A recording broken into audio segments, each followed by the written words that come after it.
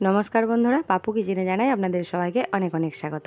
আজকে আমি ডিমের একটি নতুন রেসিপি আপনাদের সাথে শেয়ার করব। হিং দিয়ে ডিম, এটি কিন্তু খেতে খুবই সুন্দর লাগে বন্ধুরা। আপনারা একদিন বাড়িতে এইভাবে ডিম রান্না করে দেখবেন, আশা করি আপনাদের রেসিপিটা খুবই ভালো লাগবে। চলুন তাহলে রেসিপিটা শুরু করা যাক। এখানে ডিম আর আলু আমি সেদ্ধ করে নিয়েছি। এবার আমি কড়াইতে দিয়ে দেব সরষের তেল। সরষের তেলের মধ্যে আমি একটুখানি হলুদ দিয়ে দিয়েছি। এইবার হলুদ দেওয়ার পর আমি এর মধ্যে ডিমগুলোকে দিয়ে ভেজে নেব। ডিমগুলো দেওয়ার আগে আমি পুরো কড়াইটাতে সরষের তেলটা ভালো করে মাখিয়ে নেব, যাতে ডিমটা দেওয়ার পর ডিমটা কড়াইতে লেগে না যায়। এবার দেখুন, দিয়ে দেবো একটুখানি লবণ দেওয়ার পর আমি নাড়াচাড়া করে নিয়ে ভালো করে ডিমগুলোকে লাল লাল করে ভেজে নেব।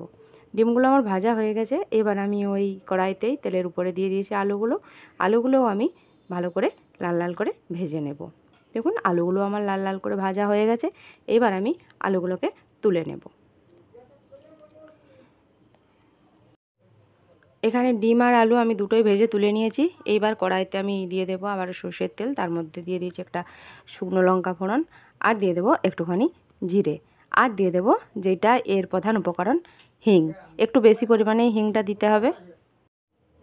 এরপর আমি এর মধ্যে দিয়ে দেবো পেঁয়াজ বাটা দেওয়ার পর নেড়ে চেড়ে নিয়ে আমি পেঁয়াজটাকে লাল লাল করে ভেজে নিয়ে এর মধ্যে দিয়ে দেবো আদা আর কাঁচা লঙ্কা বাটা।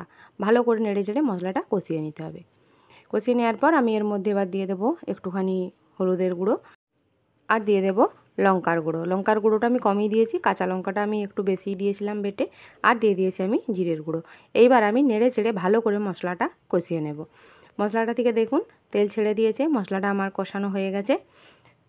এইবার আমি এর মধ্যে দিয়ে দেব একটুখানি ফেটিয়ে রাখা টক দইটাকে আমি ভালো করে ফেটিয়ে নেব। দইটাকে ফেটিয়ে আমি ক্রিমের মতো করে বানিয়ে নেব। দেখুন, দইটা পুরো ক্রিমের মতো হয়ে গেছে। এবার আমি দইটা দিয়ে আরও ভালো করে নাড়াচাড়া করে নিয়ে আরও একটু মশলাটা কষিয়ে নেব। এইবার আমি এর মধ্যে ভেজে রাখা আলু আর ডিম একসাথে দিয়ে দেব। একসাথে দেওয়ার পর আমি এর মধ্যে ভালো করে এটা নাড়াচাড়া করে নেব। এর মধ্যে আমি একটু অল্পখানি জল দিয়ে দিয়েছি। জল দিয়ে নাড়িয়ে চাড়িয়ে আমি এটা ভালো করে সব কিছু একসাথে মিশিয়ে নেব।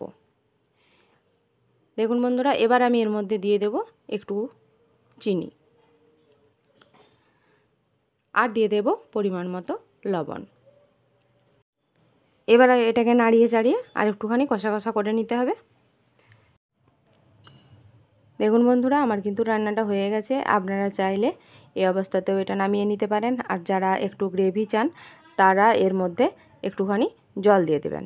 একটু জল দিয়ে দিলে এটা কিন্তু গ্রেভি হয়ে যাবে, নইলে কষাও কিন্তু বন্ধুরা দারুণ সুন্দর লাগে। একটু বেশি পরিমাণে হিংটা দেবেন বন্ধুরা, হিঙের গন্ধটা এই রান্নাটাতে খুবই সুন্দর লাগে। দেখুন বন্ধুরা, আমার এই রান্নাটি কিন্তু পুরো হয়ে গেছে। আমার এই হিং দিয়ে ডিমের রান্নার এই রেসিপিটি আপনাদের ভালো লেগে থাকলে আমার চ্যানেলটিকে লাইক, ফলো ও বেশি বেশি পরিমাণে শেয়ার করে দেবেন।